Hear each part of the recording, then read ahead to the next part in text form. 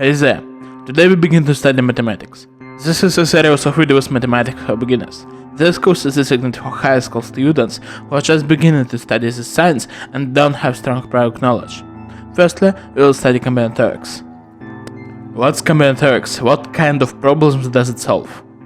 So, the first example. Imagine a menu with 3 sections. Salads, 5 dishes, soups, 3 dishes, and main courses, 4 dishes. How many ways are there to choose a full dinner, 1 dish from each section? We can visualize it using a choice tree. The first step. Starting at the root, we can select 1 salad from 5. There are 5 choices and we draw paths representing these choices. Now we have 5 paths from the root to the first level. The second step. After choosing a salad, we select 1 soup. There are 3 choices. We draw 3 paths from each point we reached in the first step. So we get 15 paths from the root to the second level. 15 is 5 times 3. The third step. Similarly, we have 4 choices to select a main dish. We draw 4 paths from each point at the second level. We multiply the previous result by 4. So we can choose a full dinner in 60 ways. That's the answer. Next example. Let's say we are at the point A and we want to go to the point B. We can either go through the park along 3 paths or through the city along 2 paths. The option of passing through the park excludes the option of passing through the city and vice versa. How many ways are there to go from the point A to the point B? Of course, we should just add up numbers of possible. Look at the picture. So, combinatorics is a branch of mathematics that solves the problem of counting the number of ways to arrange things or make selections. These examples illustrate 2 main rules of combinatorics, the product rule and the sum rule. If we need to select either object X, which can be chosen in n ways, or object Y, which can be chosen in m ways, and these choices are multiply exclusive, then we can make this selection in n plus m ways. This is the sum rule. It's illustrated by example with path from the point A to the point B. In this example, selecting a path through the park, 1 of 3, is multiply exclusive with selecting a path through the city, 1 of 2. If we need to select object X in n ways and object Y in m ways, and these choices are independent, then we can select both X and Y in n times m ways. This is the product rule. This is shown in the menu example. We use this rule when we must select object X and Y together as part of sequence. Let's take any box with n balls numbered from 1 to n. So, we want to take some ball from this box, write down its number, put it on the table and repeat this action n times until balls in the box are finished. So, we generate any permutation of numbers from 1 to n, which is determined by the order in which the balls are selected. How many different permutations can we get? Let's figure it out. How many balls can pretend for the first position? We can choose 1 of n balls for it. Let's proceed. We selected the first ball, and how many balls can claim for the second place now? There are n-1 balls in the box after our first choosing, and all they can pretend for the second position. Only n-2 balls can be choosing for the third place, n-3 for the fourth position, and so on. At the end, there will be only 1 ball left in the box which we can select for the last place. What should we do with these numbers? Add or multiply or something else? Of course multiply. Let's draw it. We can do it using a choice 3 as in the first example from the beginning of the video. At the first step, we can select the first ball by n ways and we draw n paths from the root.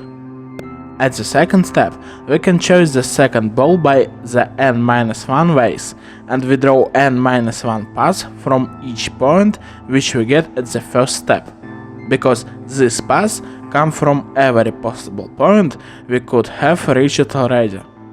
So we get n times n-1 paths from the root point at the second step. Of course, we'll get n times n-1 times n-2 times and so on times 2 times 1 paths at the last step. It's a number of all possible permutations of n different balls or another things. Let's proceed. Definition. The factorial of a natural number n is the product of all natural numbers from 1 to n. It's written like this: n and exclamation mark. The meaning of the factorial is the number of possible permutations of some n-element set. Let's calculate factorials for some numbers. The factorial of 1 is equal to 1. The factorial of 2 is equal to 1 times 2, that is 2. The factorial of 3 is equal to 1 times 2 times 3, that is 6. The factorial of 4 is equal to 1 times 2 times 3 times 4, that is 24. The factorial of 5 is equal to 1 times 2 times 3 times 4 times 5, that is 120. But what is the factorial of 0? So, it may seem strange, but it's often useful to define the factorial function at 0 and say that it's equal to 1. Why? Let's play with formulas. The factorial of n is equal to n times the factorial of n-1. This means that n is equal to the factorial of n divided by the factorial of n-1. 1 is equal to the factorial of 1 divided by the factorial of 0, but the factorial of 1 is equal to 1. This means that the factorial of 0 must be equal to 1. You can explain this to yourself a little more intuitively. As we said, the factorial for number n is the number of ways to rearrange n objects. And how many ways to rearrange 0 objects? The only way to not arrange nothing is to leave everything in its place. So, the factorial of 0 is equal to 1. Remember this fact.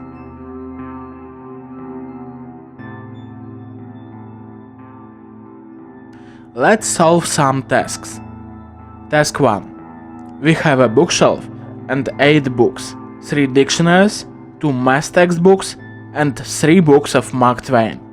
We want to arrange the books on the shelf so that all the books of the same type are next to each other, forming a thematic section. Sections can be arranged in any order. Solution. Firstly, we can arrange dictionaries by the factorial of 3 ways, textbooks by the factorial of 2 ways, and Mark Twain's books by the factorial of 3 ways. Next, these are the numbers of ways to arrange books within thematic sections. If we fix the order of sections, for example, dictionaries, textbooks, Mark Twain, we can choose the order of dictionaries at the first step, the order of textbooks at the second step, and the order of the Mark Twain's books at the third step. Using the product rule, we must multiply the number of all options. We can also draw the choice tree. We have got the factorial of 3 times the factorial of 2 times the factorial of 3, that is 6 times 2 times 6, that is 72 ways of choosing the order of books on the bookshelf. But the sections on the shelf can also be rearranged, and there is a factorial of 3 ways to do this. After all, we have 3 sections: dictionaries, math textbooks, and Mark Twain's books. So, we have to multiply the result by the factorial of 3 more. 72 times the factorial of 3, that is 72 times 6, that is 216 ways to choosing the order of books. Its answer. Task 2. Let's say you have 4 apples and 2 oranges. Next 6 days you want to eat one of these fruits. How many different ways to select the order of fruits? Solution. So, we have 6 element set: orange 1, orange 2, apple 1, apple 2, apple 3, and apple 4. And we have the factorial of 6 ways to order it. But we don't have to consider the different permutations of the oranges or apples.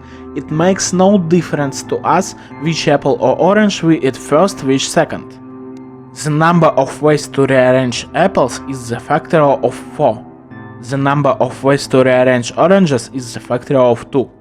So we have to divide the factorial of 6 into the factorial of 4 and the factorial of 2. The factorial of 6 divided by the factorial of 4 is equal to 6 times 5, that is 30. 30 divided by the factorial of 2 is equal to 15. So we have 15 ways to select order of fruits. Its answer. It's great to watch mathematics videos, but to really understand the theory you'll have to solve problems. Recall the menu from the beginning: 5 salads, 3 soaps, and 4 main courses. But now, suppose someone might skip a course or skip multiply courses. Consider the questions. How many ways to select lunch if you can skip any item? For example, you don't want a salad and you choose only soap and main course. How many ways can you choose lunch if you can skip exactly one position? So your dinner must consist of at least 2 dishes from different courses.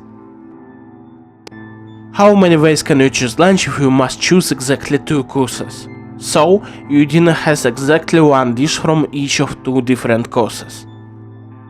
How many ways can you choose lunch if you must choose either 3 courses and can choose 1 additional dish from menu? We will analyze this problem in the next video. If you enjoyed this lesson, consider supporting the channel. Your likes and subscriptions help me create more content. Also, check the description for resources. Stay curious. See you next time. Math is life.